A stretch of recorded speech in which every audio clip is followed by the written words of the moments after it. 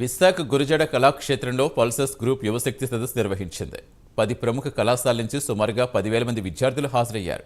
విద్యార్థులకు భవిష్యత్ అంశాలపై పల్సర్ సీఈఓ గేదెల శ్రీనిబాబు వివరించారు.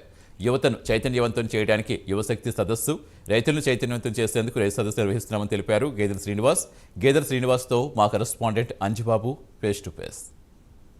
సిద్ధించి 75 సంవత్సరాల కాలం పూర్తయినప్పటికీ కూడా ఉత్తరాంధ్ర ప్రాంతం నానాటికి వెనకబడుతూనే ఉంది తప్ప ఏదైనా అభివృద్ధి చెందడం లేకపోవడంతో ఒక్కసారిగా ఈ యొక్క ఉన్నత విద్యను అభ్యసించిన శ్రీనివాస్ ఈ యొక్క ఉత్తరాంధ్ర ప్రజల కోసం నడుం బిగించి ఓ పక్క యువశక్తి సదస్సులు, మరో పక్క రైతు సదస్సులు నిర్వహిస్తున్నారు.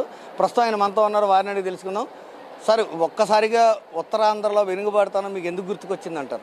ఒక్కసారిగా కాదు, ఉత్తరాంధ్ర వెనుకబాటుతనం గురించి గత 10-15 సంవత్సరాలు నాకు తెలిసినప్పటి నుంచి నేను చెప్తూనే ఉన్నాను. మా ఉత్తరాంధ్ర ప్రాంతం నుంచి గత 15 సంవత్సరాల్లో 30 లక్షల మంది వలస వెళ్ళిపోయారు. అలాగే మన ఆంధ్రప్రదేశ్ నుంచి కూడా గత 12 సంవత్సరాల్లో దాదాపు 50 లక్షల మంది పట్టభద్రులు వలస వెళ్ళిపోయారు.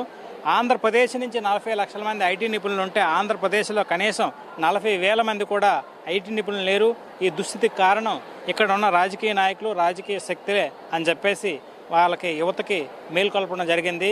తద్వారా గత 4-5 నెలల్లో ఒక 50 లక్షల మందికి చేరువయ్యాం. 5 రైతు సదస్సులు, 5 విద్యార్థి సదస్సులు, ఒక 5 సామాజిక సదస్సుల ద్వారా వచ్చే 45 నుంచి 50 రోజుల్లో ఇంకొక 10 రైతు సదస్సులు, 10 విద్యార్థి సదస్సులు పెట్టి తద్వారా ఇంకొక 3 కోట్ల నుంచి 4 కోట్ల మందికి రీచ్ అయ్యి వచ్చే 2024 జనరల్ ఎలక్షన్లో కానీ అలాగే మన ఆంధ్రప్రదేశ్ ఎలక్షన్లో కానీ ఏ ప్రభుత్వం రాబోతుంది అనేదానికి ఒక దిశానిర్దేశం చేయడం కోసమే ఈ రైతు సదస్సులు అలాగే ఈ యువశక్తి సదస్సులు చేయడం జరుగుతుంది. Thank you. అది ముఖ్యంగా చూసుకుంటే కనుక ఈ యొక్క యువతని, ఉత్తరాంధ్రలో వెనుకబడి గురైన యువతని చైతన్యం చేయడమే తన ప్రధాన ఉద్దేశంగా ఈ కార్యక్రమం చేపట్టడం జరుగుతుందని చెప్పేసి శ్రీనివాస్ చెప్తున్నారు.